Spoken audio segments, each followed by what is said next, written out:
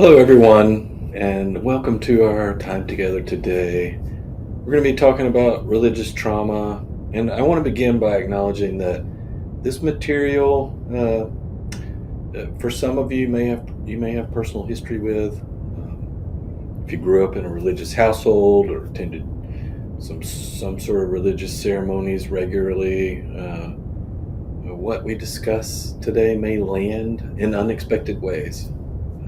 Take care of yourself. If you need to stop or pause, please do so. And listen to yourself and listen to your inner voice. Let's begin. Let me just orient you on what we're covering today. I'm hoping by the end of our time you should be able to define trauma, complex trauma, and religious trauma using the current research frameworks that your text drew from. You'll be able to identify specific forms of religious abuse and understand what researchers now call adverse religious experiences, or AREs. We'll look at the dynamics of power and control that characterize high control religious systems, and we'll talk about how all of this shows up in a counseling room. And we'll look at what counselors can actually do, the approaches and counseling considerations that make this work effective and ethical. So let's begin at the beginning. What is trauma? For most of the 20th century, trauma was understood primarily as an event, something catastrophic that happened. War, a natural disaster, a car accident. The term we use now, PTSD, actually evolved from an older term called shell shock, which was first used to describe soldiers in World War I. When PTSD was formally added to the DSM in 1980, it was defined as a response to events outside the range of normal human experience, like combat or rape or natural disasters. But researchers like Bessel van der Kolk, who began his career working with Vietnam veterans, started noticing something important. The treatments available at the time, things like gradual exposure therapy, they weren't fully resolving what his clients were experiencing. And beyond that, he was seeing trauma symptoms in people who had never been to war, never experienced a catastrophic event in the traditional sense. And this led to a major shift in how we understand trauma, and a lot of that shift came from the work of Judith Herman. In 1992, Herman published research arguing that trauma is not limited to catastrophic events. Her argument was that trauma is the result of physiological overwhelm. Anything that is too much, too fast, or too soon for our nervous system to process and return to a baseline of safety. And this is the framework that your text builds on, that Anderson builds on. And I want to really sit with her definition because I think it's the most clinically useful one that I've encountered. Trauma is not what happened to you. It is your body and nervous system's response to what happened to you. And that single sentence has enormous clinical implications. It means that trauma is subjective. What overwhelms one person's nervous system may not overwhelm another's. And that could be based on genetics, early attachment patterns, prior experiences, and a host of other factors. Two siblings who grew up in the same home, exposed to the same religious messages, can have entirely different responses. Maybe one develops significant anxiety and intrusive symptoms while the other doesn't. Neither is wrong, neither is weak. Their nervous systems simply process the same information differently. Trauma is also perceptive, meaning the body doesn't require an actual threat to initiate a trauma response. The perception of threat is what's sufficient. And this is why flashbacks and triggers feel so real, so present tense, The nervous system doesn't attach a timestamp to the memory the way the logical brain does. And trauma is also embodied. It lives in the body. Van der Kolk famously wrote that the body keeps the score. And this means we can't simply think our way out of trauma. Cognitive interventions alone are usually insufficient, which has profound implications for treatment, and we'll return to that later. Let me take a moment to talk about what actually happens physiologically when the nervous system perceives a threat. When danger is detected, and again, that danger can be real or perceived, the autonomic nervous system activates automatically. And it does this before rational thought can intervene. The sympathetic nervous system signals fight or flight. And if neither of those is viable, the parasympathetic nervous system engages freeze, which is kind of an involuntary shutdown. And then there's a fourth response that researcher Pete Walker added to this framework: fawn. Fawning is when an individual responds to a real or perceived threat by appeasing, submitting, or ingratiating themselves in order to avoid danger. They become hyper-focused on reading and managing the emotions of the threatening person or system.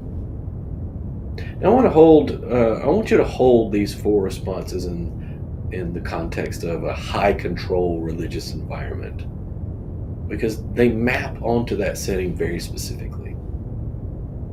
Fighting back in an HCR, like questioning leadership or pushing back on doctrine, usually results in punishment or shame or threats of excommunication. So fight rarely remains a viable option for long. Flight, or physically leaving, is also enormously costly, as we're going to discuss. So that option too gets foreclosed. What remains? Freeze and fawn. Dissociation, silence, hypercompliance. The religious system doesn't call these trauma responses, it calls them faithfulness, submission, or humility. And that reframing is part of what makes this kind of trauma so insidious. When the nervous system is unable to complete the threat response cycle, when the excess adrenaline and activation energy cannot be discharged through shaking, crying, or physical movement, that energy stays stored in the body. And over time, this manifests as the symptoms we associate with chronic trauma: hypervigilance, autoimmune disorders, GI problems, anxiety, depression, sexual dysfunction, and relational difficulties. Herman's 1992 research introduced the concept we now call complex PTSD, or CPTSD. And the key distinction from standard PTSD is this: CPTSD results from prolonged and repeated experiences of overwhelm, not just a single incident, but an ongoing environment of danger, control, or abuse from which escape feels impossible or impossible to sustain. Herman specifically identified coercive control environments as kind of the breeding ground for CPTSD. Childhood abuse, domestic violence, cults, and for us, in this context, high control religious systems. There are three meaningful clinical differences between PTSD and CPTSD. First, the symptoms are more complex and pervasive. Second, CPTSD often involves significant changes to the person's identity, a distorted or fragmented sense of self. And third, people with CPTSD are often more vulnerable to repeated cycles of harm, both from others and from themselves. Looking at the PTSD versus CPTSD comparison on this slide, I want you to notice the examples row. Standard PTSD is associated with discrete events: an accident, an assault, a disaster. CPTSD encompasses childhood abuse, domestic violence, high control religious systems, and cults. That's not an accident. Those are all environments characterized by ongoing coercive control or captivity. The symptom list at the bottom of this slide is worth your attention. Hypervigilance, autoimmune disorders, social phobias, sexual dysfunction. These are not primarily psychological complaints, they're physiological ones. When you see a client with an unexplained chronic pain condition, a history of digestive problems, or persistent fatigue with no clear medical cause, trauma history, including religious trauma, should be considered. So what specifically is religious trauma? Religious trauma is trauma. The word religious simply tells us the context in which the overwhelming or dangerous experiences occurred. Just like sexual trauma or combat trauma names the context. The physiological reality is, the same. And here is something clinically important. Religion itself is not inherently traumatizing. And Anderson in your book makes this point explicitly, and I think it's one we need to hold carefully as counselors. The idea that healing from religious trauma requires rejecting religion is potentially just another form of fundamentalism. Many clients want to maintain a spiritual life, renegotiate their relationship with their faith, their wisdom tradition, or grieve the loss of a community that they genuinely loved. So our job isn't to lead them toward or away from religion. Our job is to help them heal. What is more likely to result in trauma is involvement in a high control religion, a system characterized by coercive authority, rigid conformity, and severe consequences for dissent or departure. And specific experiences within those systems, so what researchers call adverse religious experiences, are the proximate sources of harm. Religious trauma is also typically complex trauma, not single incident trauma, although it can be. For most people, though, there's no clean before and after. It was simply the water that they swam in, which means that they may come into your office not recognizing themselves as trauma survivors at all. Let me give you a picture of what high control religious systems look like. HRCs are built around a strict hierarchical authority, typically a leader or leadership body who claims a divine calling, whose words are not to be questioned, and whose authority is framed as spiritually ordained. Followers are expected to submit without question, and any challenge to leadership is reframed as spiritual rebellion or faithlessness, or the work of the devil. Thought and information are controlled. Members are told what to think, what to read, who to spend time with. Critical thinking is not modeled or encouraged. In fact, it's often treated as dangerous. Relationships with the outside world are restricted. Friends, family members, and even counselors outside the system are characterized as spiritually threatening. Shame and fear are deployed as regulatory tools. Hell, eternal punishment, divine judgment, these aren't just abstract theological concepts in HRCs. They are immediate, visceral threats used to maintain compliance. And leaving the system carries severe consequences: shunning, spiritual threats, the loss of every relationship a person has built within the system. Now, I want to note something here for your clinical awareness. These characteristics are not limited to fringe groups or obvious cults. They do exist on a spectrum, and they do appear within mainstream religious systems. A client may have grown up attending a fairly ordinary looking church, for example, and still carries the marks of high control religious dynamics in their nervous system. So ask about their experience, not just their affiliation. I want to spend a moment on why religious trauma is specifically understood as complex trauma. As I said before, for many people, there's no before. If you were born into an HCR or joined early in life, the system's rules, fears, and relational structures were simply reality. Yeah, so you cannot grieve a baseline of safety that you never had. Second, HCRs are total environments. They don't just govern one day a week like Sunday mornings or Saturday afternoons.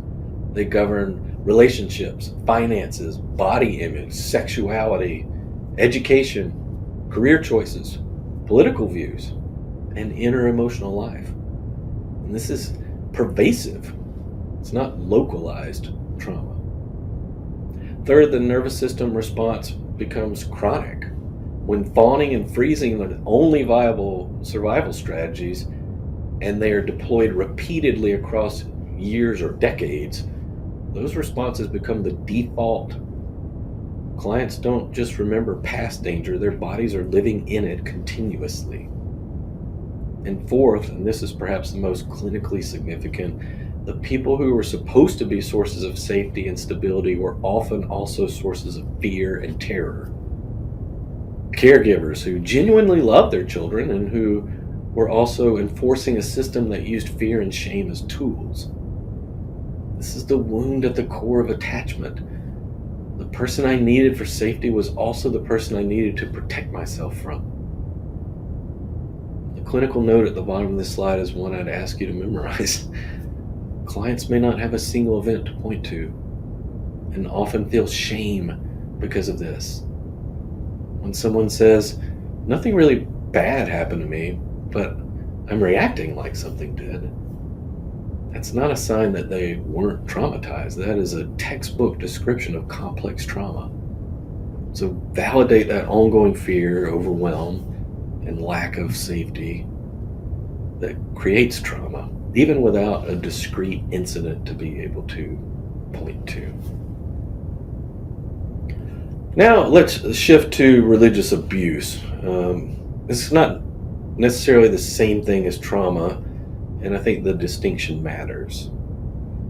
Again, trauma is the nervous system's response to what happened. Abuse is the thing that happened. And Anderson is careful to distinguish these because conflating them leads to clinical confusion. A person can experience religious abuse without developing trauma.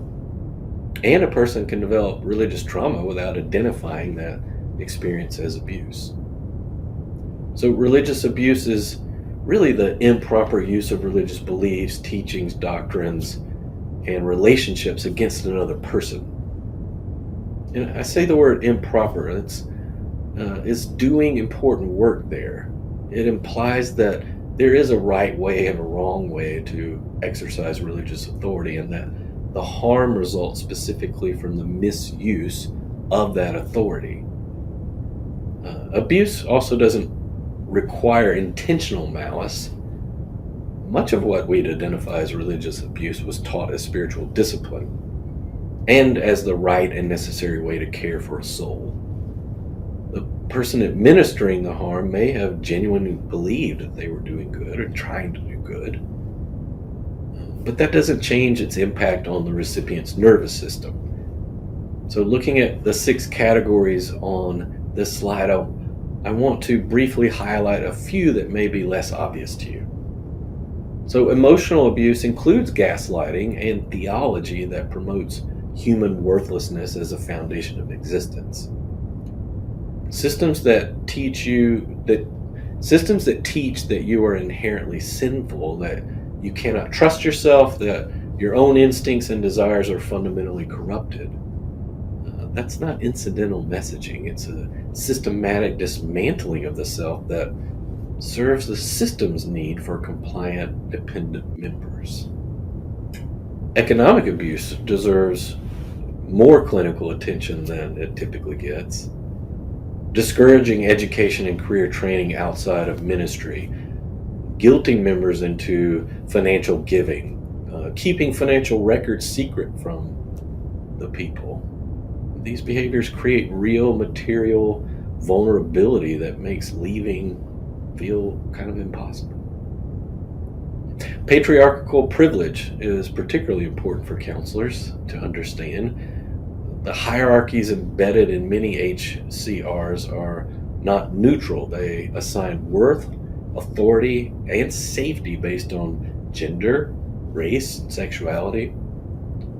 So women, children, LGBTQ plus persons, and people of color carry compounding layers of harm within these systems. One of the things from your readings that I found very useful was that Anderson maps the domestic violence abuse cycle onto high control religious environments. I think this is important because it explains one of the most common questions that people have about those who stay in or return to harmful religious systems. Why didn't they just leave? The abuse cycle is part of the answer. It begins with love bombing. It's a period of intense belonging, affirmation, and spiritual aliveness, community, purpose, the sense that someone finally understands you, a romanticized encounter with the divine. This is not a manipulation tactic in the cynical sense. It is often genuinely felt by everyone involved. But it hooks the person in a way that is very difficult to undo, because this is what they return to mentally when things get hard. Then comes tension building. It's the grace period ends and conformity pressures increase. Questions get shorter answers or no answers at all. Isolation from the outside world intensifies. The member begins to self-blame. Maybe if I just tried harder, believed harder, more fully. And then shame starts to accumulate. And this builds towards an explosion. Public shaming, excommunication threats, harassment, enforced social cutoffs. The full weight of the system comes down on the person. And then the honeymoon phase. Apologies, restoration plans, the offer of renewed connection. And this is where the gaslighting lives. The person is told essentially, we're doing this for your good. And there's often enough truth in that statement that the victim person can't entirely dismiss it. They begin to wonder if they were the problem. Clients often describe that this is the kind of crazy making phase. What makes this cycle so effective in a religious context is that the entire thing is wrapped in the language of love or God's will, spiritual authority, or eternal stakes. It is the abuse cycle with a divine endorsement. Now I want to introduce you to a framework that I think is going to become increasingly important in our field. It's adverse religious experiences, or AREs. And this concept was developed by Anderson and her colleague Brian Peck. They're co-founders of the Religious Trauma Institute. It was inspired by Felides' Adverse Childhood Experiences study from 1998, which is really the landmark research that found a dose-response relationship between childhood adversity and adult physical and mental health outcomes. So the more adverse childhood experiences someone accumulated, the more likely they were to experience significant health consequences. So Anderson and Peck hypothesized the same relationship for religious experiences. So the working definition of an ARE is any experience of a religious belief, practice, or structure that undermines an individual's sense of safety or autonomy, and or negatively impacts their physical, social, emotional, relational, or psychological well-being. Just a few things that I want to highlight here. First, an adverse religious experience is an experience. It's not a diagnosis, and it's not a trauma. It is the thing that happened, right? Trauma is where the nervous system, what the nervous system did with it. Second, there's no exhaustive list of AREs. Anderson really was explicit that she doesn't want to be the arbiter of what qualifies as adverse for any given person. So if it was adverse for you, it was adverse. Your experience is the criterion. Third, even one ARE can produce lasting impact. And this is different from the adverse childhood experience studies' emphasis on cumulative score. And it reflects how seriously the framework takes individual experience and individual nervous systems. Let me walk you through some of the AREs that I think you might likely encounter as a counselor. First is fear of hell and rapture anxiety. So many clients describe what amounts to a religious form of OCD, where they are consumed by fear of having sinned, or not being truly saved, of being left behind. So some clients, even years after leaving religious systems, still feel a flash of panic when they come home to an empty house and their family members aren't answering their phones. That's the nervous system that was trained in this kind of terror. Another one is purity and abstinence culture. This is some of the most clinically prevalent material I see reflected in my work and also in the literature. Purity culture messaging, which goes far beyond wait until marriage, replicates the dynamics of rape culture. It denies bodily autonomy, particularly for women. It assigns responsibility to women for men's sexuality, and it really traffics in shame. And critically, research shows that clients often embody purity culture messaging even after they've intellectually rejected it. They know cognitively that sex is not shameful. Their body doesn't quite know that yet. Another one is altar calls or healings or coercive sermons. Experiences of emotional manipulation, of losing a sense of autonomous self in a charged group environment, of being pressured to forego medical care in favor of faith healing. These are AREs that leave physiological traces. And then corporal punishment. And Anderson, I think, was direct here. She said the American Academy of Pediatrics is unequivocal that spanking produces no positive outcomes and is associated with increased adult violence and mental health difficulties. When religiously justified physical punishment is part of a client's history, it belongs in the clinical picture, and it often shapes how they understand love, discipline, and what relationships are supposed to feel like. And then patriarchy and oppression. These systemic AREs compound one another. Women, LGBTQ+ persons, people of color, disabled persons. The harm of HCRs is not distributed equally. It follows the contours of the hierarchy, and the most marginalized carry the heaviest load. I want to come back to this question because it is so commonly asked by families, by friends, sometimes even by us as counselors. Leaving a high control religious system is not like deciding not to go to church on a Sunday, for example. For many people, it means severing every relationship they've ever formed.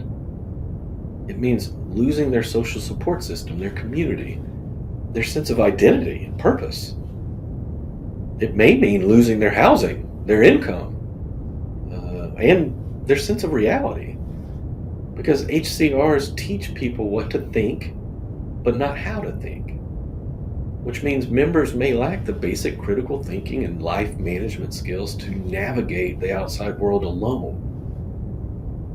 Many have been told repeatedly that the outside world is dangerous, and that their own instincts can't be trusted, that they are inherently incapable of making good decisions without spiritual oversight. They may genuinely not believe that they can survive without the system. And then there's the hope, the memory of the love bombing phase, the belief that if they could just get it right, they could have that again. It's not a failure of intelligence, it's a perfectly understandable response to a system that was designed, intentionally or not, to make leaving feel catastrophic. So leaving an HRC is really an act of extraordinary courage. And our jobs as counselors is to hold that truth and to be careful that our questions, however well-intentioned, don't replicate the judgment that survivors have already internalized. All right, one of the first things to understand is that religious trauma has no single symptom cluster. There's no checklist that you can run through and confirm. Each nervous system is unique, and trauma lives in the body differently in each person. So what is likely is that clients will not initially connect their symptoms to religious history. Some might. They may come in with anxiety, depression, chronic pain, relationship difficulties, sexual problems, or identity confusion, without framing any of it as religious in origin. Part of your task is to create space for that history to emerge and unfold. On the psychological and relational side, you might see anxiety, depression, hypervigilance, profound difficulty trusting themselves or others. Again, because HCR systematically train people not to trust their own perceptions. There's black and white thinking, which was a survival strategy in a system with rigid rules. Difficulty making independent decisions, complicated grief, identity confusion, the who I am without this system question that can feel really, really powerful. On the somatic, spiritual, and behavioral side, chronic pain, GI issues, autoimmune presentations, sexual shame and dysfunction often tied to purity culture, fawning as a default interpersonal mode, spiritual crisis or profound sense of existential emptiness, OCD-like features around religious themes, and deep, often unspoken anger at God, at leaders, at the institution, sometimes at themselves for having believed. The one thing to be particularly attuned to is grief. Clients who leave high control systems are mourning real losses, community relationships, coherent worldview, a sense of eternal safety. That grief is legitimate and it is often disenfranchised. I think the most important thing is to lead with trauma-informed care. The clients with complex and religious trauma, stabilization and safety must come before any processing of traumatic content. The nervous system has to be regulated before it can integrate difficult material. So jumping into the narrative without first building nervous system capacity is likely to re-traumatize rather than heal. And this means that top-down approaches like CBT, reframing, or thought records, they're often insufficient as the primary modality. They may have a role, but they work on the cortex, and complex trauma lives below the cortex. So which brings us to body-based and somatic approaches. Somatic experiencing, developed by Peter Levine, works directly with nervous system activation and discharge. EMDR addresses the stored charge of traumatic memories at a physiological level. These bottom-up approaches start with the body, like with sensation, with breath, with movement, and work upward toward meaning-making rather than the other way around. And Anderson was actually clear about this. Religious trauma is embodied and it must be healed in an embodied way. Third, and I can't emphasize this enough, do not pathologize faith. Atheism is not the prescription for religious trauma. Your clients may want to deconstruct, reconstruct, walk away entirely, or find a new spiritual home. Your job is to follow their lead and to support their autonomy, not to guide them toward a secular framework because you personally find religion suspect, or toward continued religious engagement because you find it protective. This is where your own religious history and countertransference becomes clinically important. And finally, validate without requiring a big event, right? Again, many clients will say with real shame, nothing really bad happened to me. Help them understand that trauma is not a hierarchy of experiences. It's a nervous system response. And ongoing environments of fear, shame, and control create that response, even without a single dramatic incident. Just a few more things that I want to leave you with. Psychoeducation is therapeutic. For many clients, simply learning about the nervous system, about complex PTSD, about how their body stores threat, can be genuinely healing. The shame may begin to lift when the body's responses make sense. In fact, Anderson wrote about her own experience of finally understanding what had been happening to her. She felt both elated and furious. Elated because there was finally a framework, and furious because no one had offered it to her sooner. So don't underestimate how much it means to a client to hear, your body isn't broken, your body is doing exactly what it learned to do to survive. Next, don't rush the grief. Deconstruction is not primarily an intellectual process. It is potentially the death of a self that was built by and for that system. So that takes time. It's not linear, and it deserves to be witnessed. Be alert for re-traumatization. Beginning trauma processing before the client has sufficient nervous system stability and window of tolerance can easily make things worse. Slow is often faster in this work. Always assess current safety. Is this client still enmeshed in the system? Are they still in contact with abusive figures? Do they have housing, financial independence, social support? Trauma processing cannot happen effectively without a baseline of safety in the present.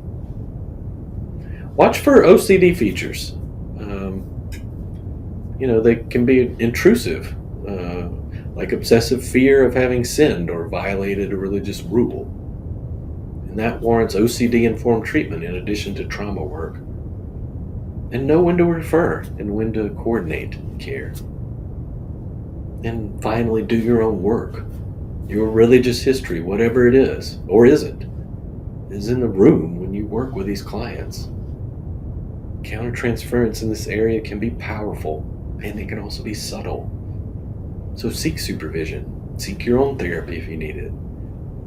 Replicating dynamics of spiritual authority, however unintentionally, is an ethical gray area there, and we need to be vigilant against that. I'd like to close with Anderson's own words.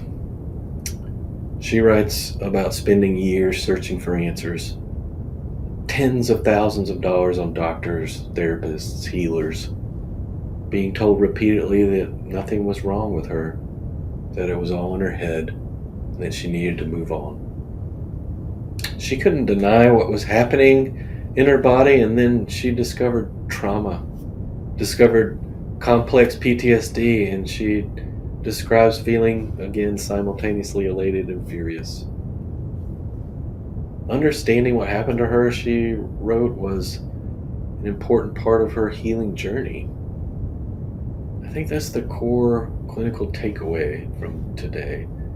Our clients who carry religious trauma often arrive having been told by systems and sometimes by previous helpers that their pain isn't real, that they're overreacting, that they just need to forgive and move on, or to trust God more. Part of what we offer as trauma-informed counselors is something different. The witness and the language that makes it possible for them to finally understand what their body has been trying to tell them. I'll leave you with 3 prompts that, you might want to reflect on. What assumptions might you carry as a counselor when a client reports harm from a religious setting? And how might those assumptions affect the therapeutic alliance? How would you create a spiritually safe space for a client who is deconstructing or grieving the loss of their religious community? And considering the nervous system's role in trauma, how does this shift your understanding of what healing looks like for someone who's been through this? I'm so thankful for your engagement today and for your presence and for you to step into continuing to build your capacity to be there for these clients.